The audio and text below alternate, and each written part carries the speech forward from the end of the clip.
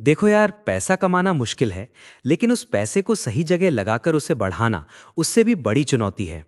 आज हम एक ऐसे टॉपिक पर बात करने वाले हैं जिसे सुनकर अक्सर लोगों के मन में बड़े बड़े सपने आने लगते हैं, लेकिन असलियत में इसके पीछे की कैलकुलेशन और लॉजिक समझना बहुत जरूरी है।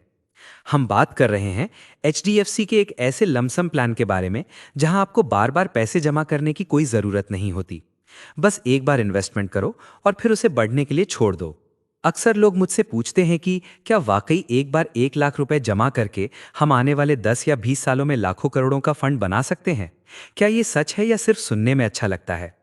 देखो, अब आपके मन में कई सारे सवाल आ रहे होंगे, जैसे कि ये एचडीएफसी का कौन सा फंड है, इसमें अभी तक कितने लोगों ने निवेश किया हुआ है, क्या इसमें कोई गारंटी मिलती है? और दोस्तों, अगर हमने इसमें एक बार 1 लाख रुपए लमसम इन्वेस्टमेंट किया, तो आने वाले 5 साल, 10 साल या फिर 15 साल बाद वो पैसा कब और कितना बड़ा बन सकता है?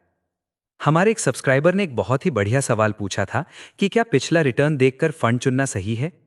एक्चुअली ये सवाल इंडिया के हर इन्वेस्टर के मन में होता है। हम अक्सर क्या करते हैं, कोई भी इन्वेस्टमेंट ऐप खोला, देखा कि पिछले 3 सालों में किस फंड ने सबसे ज्यादा रिटर्न दिया है और बिना सोचे समझे अपना सारा पैसा वहां लगा दिया। यार, ये बिल्कुल वैसा ही है जैसे आप एक पुराने क्रिकेट मैच का स्कोर देखकर ये सोचना कि आज भी वही खिलाड़ी सेंचुरी मारेगा, क्योंकि उसने पिछले मैच में सेंचुरी मारी थी, इसलिए उस खिलाड़ी पर दांव लगा दो। क्या गारंटी है कि वो आज भी सेंचुरी मारेगा? शायद नहीं। यही बात म्यूचुअल फंड पर भी लागू होती है। देखो, आज हम बात कर रहे हैं एचडीएफसी फ्लेक्सी कैप फंड की। एचडीएफसी फ्लेक्सी कैप एक बहुत बड़ा नाम है। ये करीब 96,000 करोड़ से भी ज्यादा का पैसा मैनेज कर रहा है। इसमें आईसीआईसीआई बैंक, एक्सिस बैंक और मारुति सुजुकी जैसी 56 बड़ी कंपनियों में आपका पैसा लगता है। मतलब जैसे किराने की दुकान में अलग अलग सामान होता है, ताकि एक चीज ना बिके तो दूसरी से काम चल जाए, वैसे ही यहाँ पोर्टफोलियो डाइवर्सिफिकेशन होता है।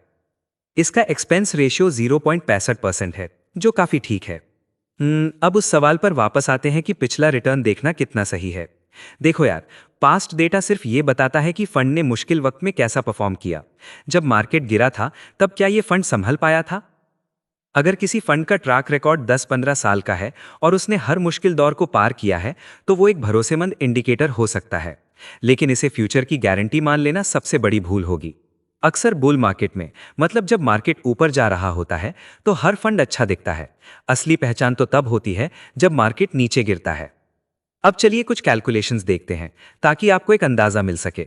मान लेते हैं कि आपने 1 लाख रुपए एक बार में इन्वेस्ट कर दिए। अगर हम 15% का सालाना रिटर्न मानकर चलें, तो 5 साल में यह पैसा करीब 2,01,136 रुपए हो सकता है। 10 साल में यह वैल्यू 4,04,556 रुपए तक पहुंच सकती है। और अगर आप इसे 33 साल तक छोड़ देते हैं, तो कंपाउंडिंग के जादू से यह करीब 1,69,09,983 रुपए के पास पहुंच सकता है। पर यहां एक बड़ा मसला है। मार्केट में वॉलेटिलिटी होती है और रिस्क हमेशा बना रहता है। ये कोई फिक्स डिपॉजिट नहीं है जहां रिटर्न फिक्स हो। एक्चुअली ये fund very high risk category में आता है। इसने ऑल टाइम रिटर्न लगभग 17% का दिया है, जो काफी बढ़िया है। पर फ्यूचर में मार्केट कैसा चलेगा ये कोई नहीं जानता। इसलिए एसेट एलोकेशन बहुत जरूरी है। अपना सारा पैसा एक ही जगह मत डालो। देखो, अगर आपने भी कभी सिर्फ पिछला रिटर्न देखकर पैसा लगाया है, तो कमेंट्स में गिल्टी जरूर लिखना। मेरा मतलब है कि अपनी गलतियों से सीखना ही फाइनेंशियल फ्रीडम का रास्ता है। आखिर में बस यही कहूंगा कि कोई भी इन्वेस्टमेंट करने से पहले अपने फाइनेंशियल एडवाइजर से बात जरूर करें और खुद की रिसर्च भी पूरी रखना। ये वीडियो सिर्फ आपको एजुकेट करने के लिए है।